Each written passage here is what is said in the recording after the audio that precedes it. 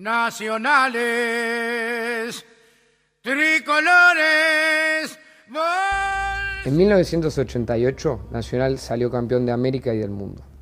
A 25 años, esa conquista adquiere una dimensión impensada entonces, cuando estábamos acostumbrados a que los clubes uruguayos y también la selección uruguaya llegara a ese tipo de triunfos. Así que los clubes y también el Uruguay hoy no están acostumbrados a esto. Nosotros vamos a repasar a través de imágenes, de testimonios y de esa gloria intransferible que solamente se puede revivir repasando aquella hazaña, esas campañas. En 1988 Nacional logra la trilogía de títulos, campeón de América y campeón del mundo de clubes.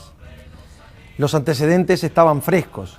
En 1971 llega por primera vez a levantar en Lima la Copa Libertadores.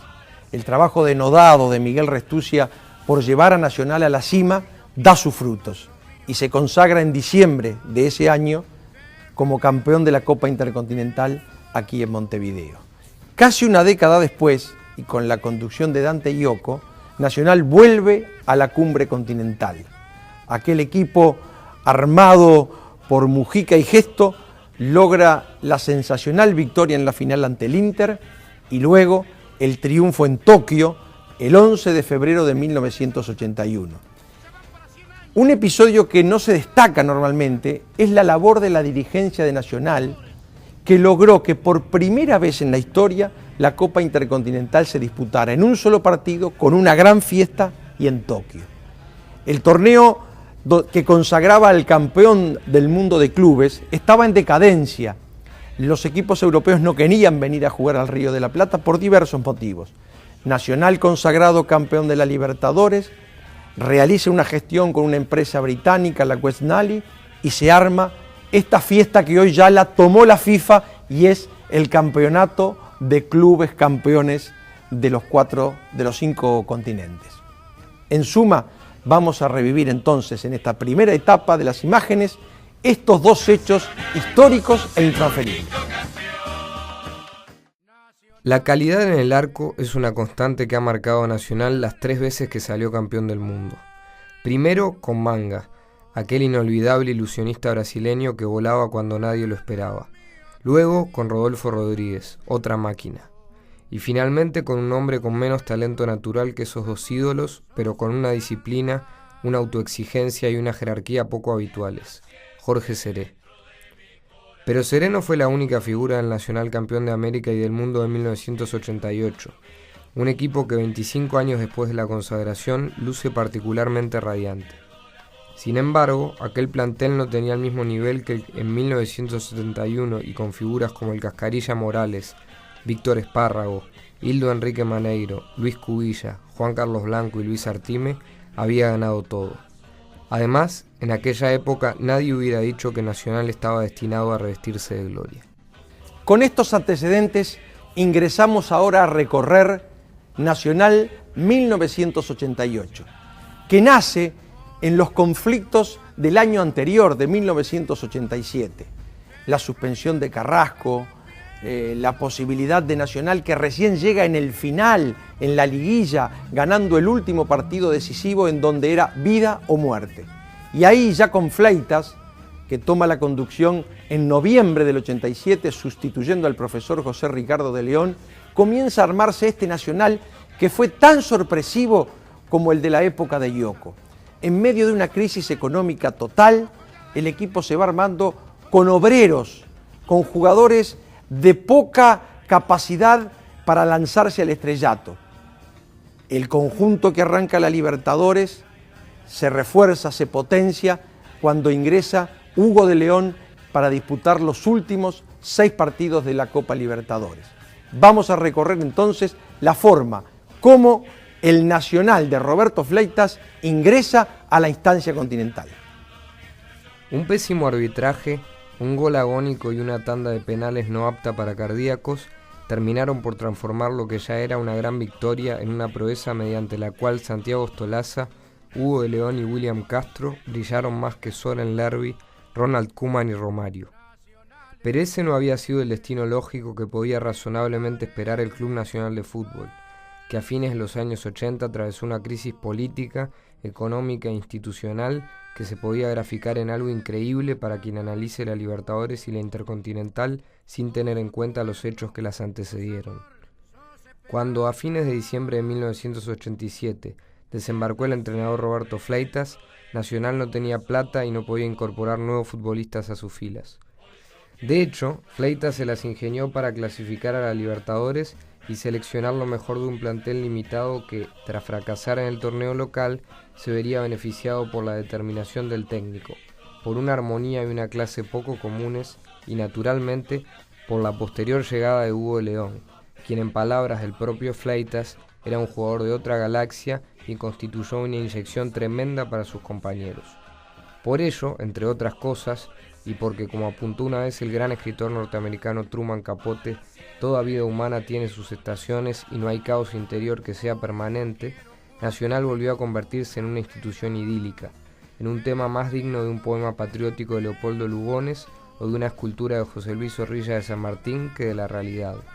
O, ¿por qué no?, en un asunto ideal para que tratara el poeta y expresidente albo José María Delgado, quien en 1911 estampó los versos de un elegante grito de gloria que, al rememorar aquella época, cobra la frescura original.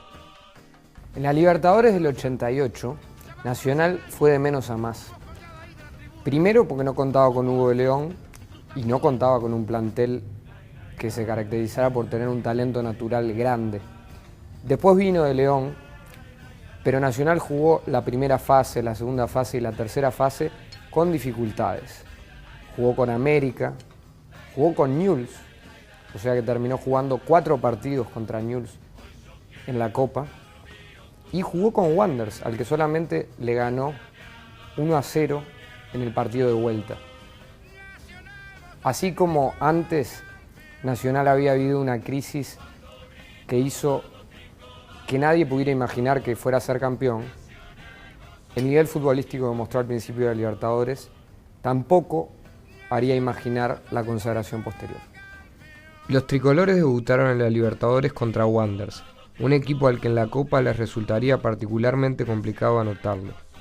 Precisamente el 29 de junio, Nacional empataría sin goles contra el Club del Prado para el 7 de julio jugar también en el Centenario, pero contra el América de Cali, equipo con el que volvería a enfrentarse no solo como visitante en esa fase, sino también en las semifinales.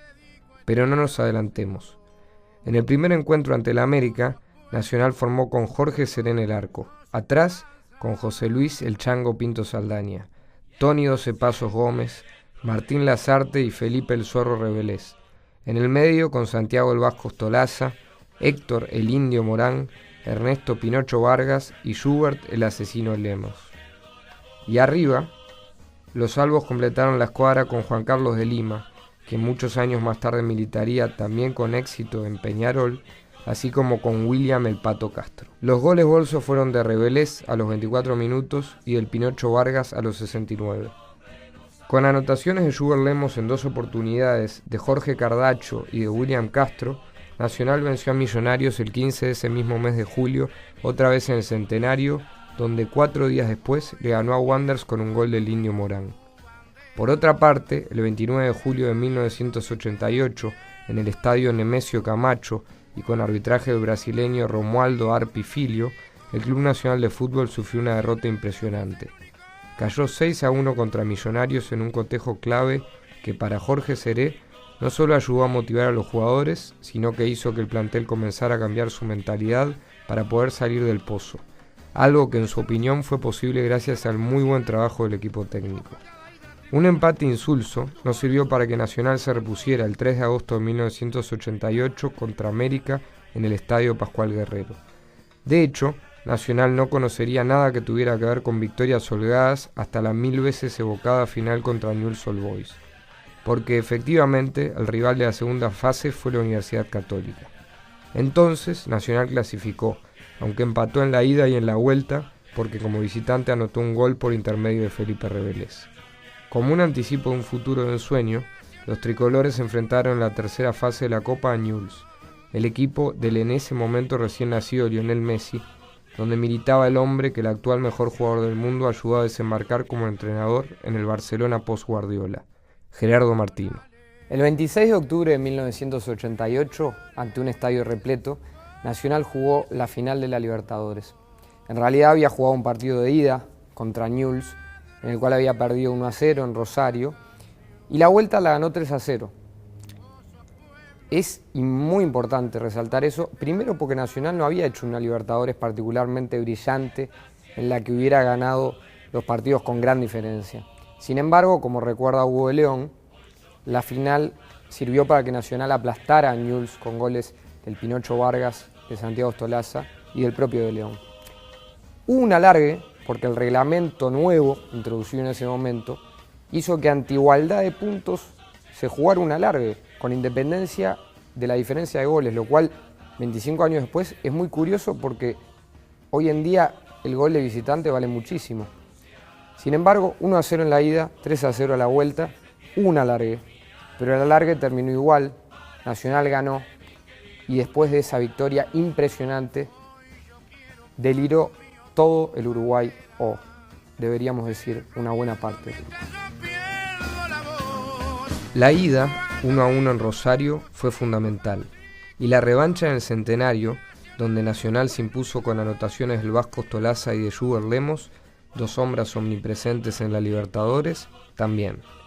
Pero si la segunda y la tercera fase no fueron sencillas, no menos espinosa fue la semifinal contra el América de Cali, que el tricolor comenzó jugando como local en el Centenario un 5 de octubre y que terminó con victoria uruguaya con otro gol de Lemos, aunque en el primer minuto del cotejo y ante 45.000 personas. En la vuelta, disputada el 12 de octubre en el Pascual Guerrero, América formó con Julio César Falcioni, Hugo Valencia, Víctor Espinosa y Álvaro Aponte, Jairo Ampudia, Víctor Luna, Sergio Santín, Willington Ortiz, Anthony de Ávila, Ricardo Gareca y Juan Manuel Bataglia. A los dirigidos por Gabriel Ochoa Uribe, Roberto Fleitas opuso un equipo formado por Jorge Seré, José Luis Pinto Saldaña, Hugo Corazón de León, Felipe Revelés, Carlos Soca, Santiago Ostolaza, Jorge El Bocha Cardacho, Schubert Lemos, Ernesto Vargas, Juan Carlos de Lima y William Castro. El resultado final sería 1-1, con lo que Nacional despejaría la angustia de no haber conseguido antes una victoria más holgada, clasificando y convirtiendo en Colombia.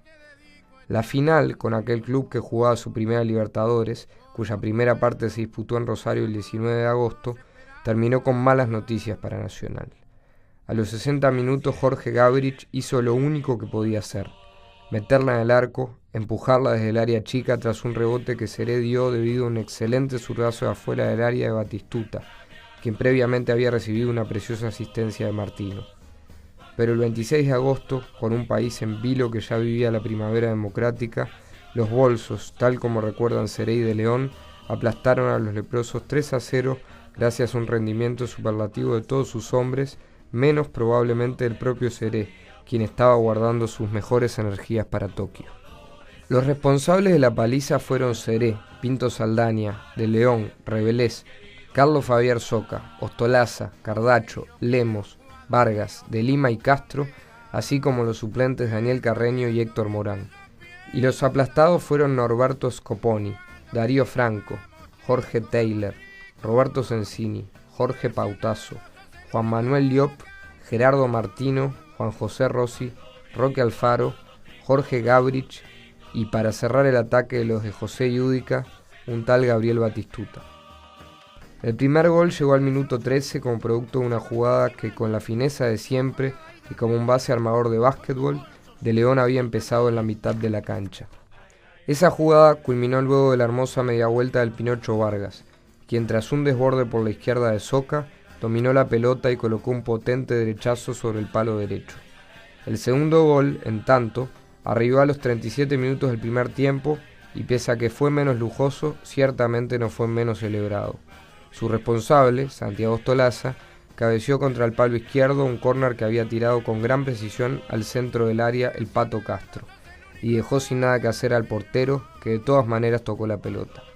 El último gol, a los 80 minutos y de penal, fue convertido con la tranquilidad y la jerarquía de siempre por Hugo de León, quien pateó a la izquierda de un arquero que no pudo hacer nada para alcanzar un balón que fue colocado sobre el palo, lo que constituyó un cierre inolvidable para una Copa extraordinaria de la cual la narración de la campaña y el repaso de las estadísticas resultan demasiado fríos para rememorar tanta gloria y tanta alma, pues como subraya el propio Stolaza, lo de los uruguayos es la garra, el corazón, la lucha, la entrega y el meter, meter y meter. Algo que ciertamente Tokio, con una singular unión entre coraje y armonía colectiva, terminaría de demostrar. ¡Nacional! ¡Nacional! ¡Nacional campeón! ¡Nacional campeón por tercera vez de América! ¡Tricolores tricampeones! ¡Nacional! ¡Nacional es Uruguay! ¡Uruguay es nacional! Y el pasado que es presente y el presente que es pasado. Y otra vez el público a la calle. Y otra vez el público alborozado. Y otra vez el fútbol que une los corazones de las distintas capas de nuestra sociedad, de los distintos criterios en materia política. Estamos abrazados todos juntos por esta sana expresión, por esta viril expresión del deporte del mundo. Exactamente a las 12 del mediodía de Japón, la madrugada del domingo en Uruguay, comenzó la final de la Copa del Mundo de Clubes entre Nacional y PSV Eindhoven de Holanda. Un partido electrizante. A poco de comenzar, gol de Ostolaza de cabeza, Nacional 1-0. Juan Carlos de Lima fracasa en 2 goles que tuvo a disposición y hay un clarísimo penal cuando lo derriba el golero holandés que el juez Díaz Palacios de Colombia no cobra. En la segunda etapa cambió el panorama, los holandeses que tenían un gran equipo se vinieron adelante y empatan por intermedio de una estrella del fútbol mundial que surgía en el firmamento, el brasileño Romário. Los holandeses tenían un gran equipo, estaba Ronald Koeman, el líbero que después triunfara en el Barcelona, el golero Van Breukelen, los dos se consagraron campeones de Europa a nivel de selecciones ese mismo año con Holanda, Gerets, el capitán de la selección belga, y el danés Lerby, de muy malos recuerdos para nosotros porque había convertido uno de los 6 goles con los cuales Dinamarca le ganó a Uruguay 6-1 en la Copa del Mundo de México en 1986. Vamos a la alargue, la paridad es más o menos normal y relativa, y en el segundo periodo del alargue el juez Díaz Palacios inventa un penal a favor del PSV. 2-1 se ponen los holandeses y cuando ya el partido fenecía, en el último instante, un córner mal otorgado por el árbitro, el centro y el cabezazo de Ostolaza. La pelota parece que trasciende la línea, la sacan de adentro, hay un momento de incertidumbre, los jugadores de Nacional gritan y el juez lo otorga. Todo esto lo vamos a ver en las imágenes que siguen. 2-2 el partido, conclusión con éxito para Nacional porque todo indicaba que el encuentro se le iba de las manos y esto es lo que vamos a ver a continuación. El comienzo de la final del mundo resultó auspicioso para los salvos, que formaron con Jorge Seré, Tony Gómez, Hugo de León, Felipe Revelés, José Luis Pinto Saldaña, Santiago Ostolaza, Schubert Lemos, Jorge Cardacho, Ernesto Vargas, Juan Carlos de Lima y William Castro. De pensar con imparcialidad, aunque fuera por un instante, que del otro lado había jugadores del nivel de Jules Ellermann, Soren Lerby, Romário, Ronald Koeman y Eric Gerets, los tricolores hubieran reparado en lo tremendamente difícil que era su tarea. Pero la suma de las partes fue más que las ambiciones galácticas. Hugo de León le explicó al mundo lo que quiere decir la palabra capitán y el resto de sus compañeros jugó, si cabe, por encima de sus posibilidades. Eso tuvo como resultado que, como recuerda Seré, Nacional pudiera lograr algo en lo que seguramente hubiera fallado 19-20 veces: ganar. De hecho, un centro al segundo palo tirado por el Pato Castro hizo que Hans Van Breukelen saliera lejos y mal y manoteara infelizmente la pelota. Quien aprovechó ese inexplicable intento que el arquero holandés hizo por cazar mariposas fue otra vez con la garra y la jerarquía que había mostrado en la Libertadores, Santiago Ostolaza, en esta oportunidad a los 7 minutos del primer tiempo. Quien empató el partido fue Romário, un goleador joven, descollante y soberbio en todos los sentidos de la palabra. Lo hizo en el minuto 87, luego un outball de Geretz que por su fuerza y su ubicación funcionó de centro y de cabeza tras una salida poco afortunada y un posterior despeje débil con los puños de Seré. Distinta hubiera sido la historia si el árbitro Jesús Díaz Palacios, y decimos árbitro y quizá sea una palabra que no corresponde, hubiera cobrado un alevoso penal contra De Lima que seguramente habría puesto a Nacional en una ventaja harto difícil de remontar.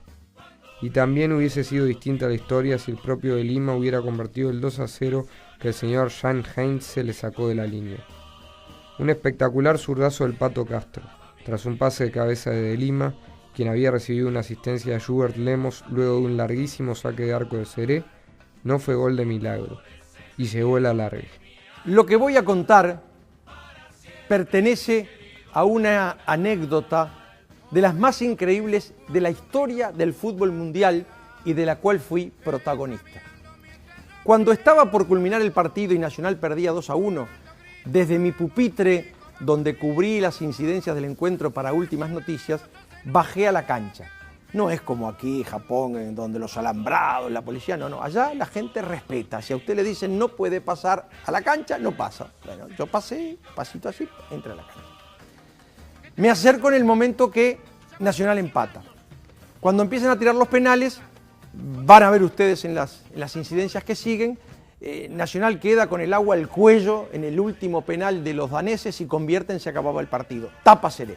Siguen los penales y en ese momento llega la definición electrizante de Tony Gómez. ¡Gol, gol! Yo estaba al lado de la línea, el profesor Cono Caminati me había dicho, ¿qué dice acá que usted trajo suerte? Porque ahí cuando yo me acerqué cambiaron la decisión de los penales. No, me abracé con el profesor Caminati, nos tiramos por el suelo, fenómeno, me paro. Viene Saúl Rivero y me dice, andá a buscar a Roberto. Roberto era Fleitas, el técnico de Nacional. ¿Cómo? Le digo. Sí, andá a buscarlo. ¿Dónde está? En los vestuarios. Bueno, me doy vuelta y me meto en los vestuarios, voy corriendo, ya el bullicio y la explosión de la cancha festejando el triunfo de Nacional había pasado para mí porque me metí dentro de las entrañas del gigante de cemento del Estadio Olímpico de Tokio. Voy buscando, abro una puerta, me equivoco, era la de los árbitros, obviamente no estaban porque todavía estaban en la cancha, sigo caminando, busco allí dressing room, me meto, abro la puerta y veo allá en el fondo contra los roperitos, caminando así con las manos acá atrás, a Roberto Fleitas. Entonces le pego el grito, ¡Roberto! Me mira, somos campeones del mundo, Nacional, nos abrazamos y salimos corriendo para la cancha. Fleitas no estuvo en los penales adentro de la cancha, indicó los 5 que tenían que rematar los 5 primeros y se fue al vestuario. Esa es la realidad. El testigo fui yo que le di a Fleitas la noticia de que era campeón del mundo. Pasa el tiempo, Fleitas había fijado un premio insólito para la época. Eran $40.000 y salía campeón del mundo. Y tenían que pagárselo. Nacional estaba totalmente en crisis. Justamente cambia la directiva porque las elecciones se realizaron el 10 de diciembre, o sea, el día antes de la final, y asumió Roberto Recal en lugar del contador Mario Garbarino, que fue el presidente del Nacional campeón de América con la Libertadores y del Nacional campeón del mundo en Tokio. Entonces había que pagarla. Y le demoraron el pago, hasta que al final Nacional entiende, y lo hace jurídicamente, que no se debía pagar el premio a Roberto Fleitas porque había realizado abandono de trabajo. El único testigo era yo. Por suerte, no tuve que ir a declarar, las cosas se arreglaron y mucho tiempo después de culminada la gloria eterna del Nacional 88 en Tokio, Roberto Fleitas pudo cobrar. Vamos a las imágenes de estos penales que relatamos. Un alargue en el cual el peruano Díaz Palacios volvió a mostrar que no estaba capacitado para dirigir ni una final intercontinental ni un partido de la B de Luxemburgo, o que directamente lo guiaba una intención explícita de favorecer a los holandeses. Pero Ronald Koeman, quien como Messi, Cruyff y Guardiola más tarde se transformaría en héroe de Cataluña, cumplió con su deber y aseguró el penal pateándolo al medio del arco y convirtiéndolo al minuto 110. Sin embargo, el final del alargue llegó en el último minuto, cuando Díaz Palacios le regaló un córner a Nacional en una jugada que obviamente hubiera correspondido que fuera saque de arco. Entonces, Lemos pateó desde la izquierda, tiró el centro al segundo palo y ante otra insegura salida del portero, un mediocampista de marca apareció para cabecear, anotar y hacer agonizar a todo el pueblo tricolor. Porque la pelota de ese tarco incorregible, que era y es el Vasco Ostolaza, entró como sin querer, pero entró, y lo hizo en una demostración más de que a los uruguayos en materia de fútbol jamás hay que subestimarlos. Naturalmente, el festejo fue tremendo. Y llegaban los penales. Lo que sucedió allí fue insólito, puesto que la tanda fue larga, poco lógica y emocionante. Y lo que no es poco decir, en un momento encontró a Nacional perdiendo 3-1. Pero luego de que Romario anotara y colocara a los salvos en una situación profundamente complicada, el Club Nacional de Fútbol volvió a aparecer. Primero por intermedio de William Castro. Luego por intermedio no de una persona, sino de un factor azaroso que quizá haya sido producto de un duelo psicológico ganado por Seré. La pelota de Soren Lerby pegó en el palo.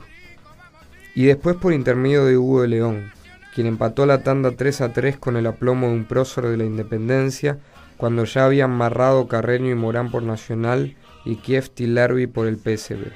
Si había habido alargue para llegar a los penales, la tanda también se alargaría. Y si Seré había sido figura contra Kieft, ¿por qué no habría de serlo más tarde? Porque de Lima le pegó contra el palo izquierdo notablemente, con clase y potencia. Porque lo mismo hizo Rebelés, tal vez siguiendo la superstición de Juan Carlos y de Schubert. Pero eso no fue nada al lado de la tranquilidad de Seré, quien le atajó a Gerets un penal y le ganó con claridad el duelo mental, ya que decidió hablarle y cambiar de palo. Un arquero que también adivinó el palo a donde lo tiraría Banerle, y que por si todo esto fuera poco, había volado al comienzo de la tanda para frenar la euforia con que soñaba Kieft, en lo que, aún con la perspectiva que otorgan 25 años de distancia, parece una volada de otro planeta. Tony Gómez va a tirar. Tony Gómez. Arriba esa marcha, Batista, que puede venir. Arriba esa marcha. Arriba.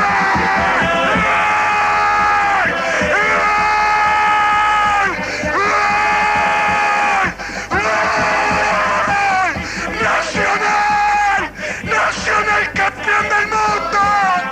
Nacional campeón del mundo. Tony Gómez definió muy bien. Tony Gómez defendió muy bien. Y esta es la historia del fútbol uruguayo. ¿Y qué nos van a hablar de fútbol? Sin organización, demográficamente somos insignificantes, económicamente muy bajos. Pero aquí está el temple, esa cosa indescriptible, que el otro día le dijimos, no se compra, no se vende, tan solo se hereda.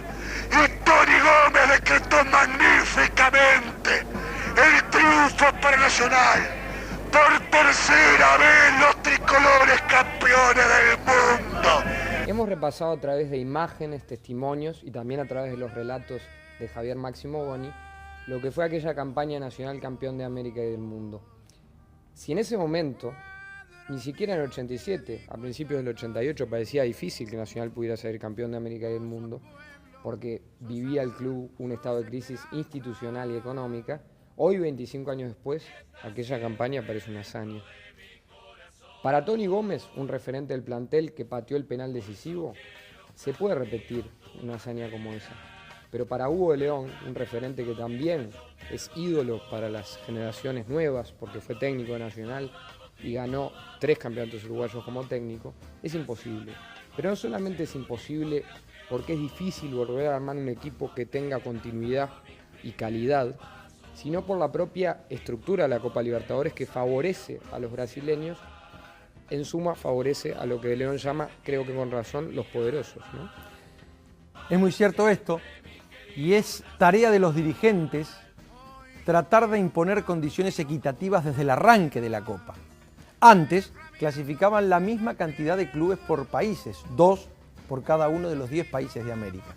Hoy ya desde el arranque clasifican 5 de Brasil y 5 de Argentina, más el último campeón que normalmente pertenece a estos 12 países. Entonces se hace una cosa prácticamente utópica poder competir contra esa estructura que además se ve también favorecida a veces desde fuera de la cancha. los dirigentes uruguayos deberían tratar ante la Confederación Sudamericana de exigir no solamente una situación equitativa desde el comienzo, sino también el respeto por la tradición y la historia. Nacional tiene 3 torneos de América y 3 campeonatos del mundo. Es un referente inevitable. No puede ser, como ha ocurrido, que cuando llega el momento del sorteo, Nacional haya estado en un bolillero en tercera categoría y como cabeza de serie figuró el Paulista de San Pablo, que nunca en su vida jugó en la primera división del fútbol brasileño. Con este mensaje hacia los dirigentes que vean estas imágenes y con el convencimiento de que los jugadores uruguayos, si están apoyados por la dirigencia en esa situación que planteamos, son capaces de juntarse y pelearla para conseguir una hazaña, cerramos esta instancia, esta página gloriosa, con la ilusión, que es más linda que la realidad, pero que en definitiva esto que hemos visto se vuelva a repetir.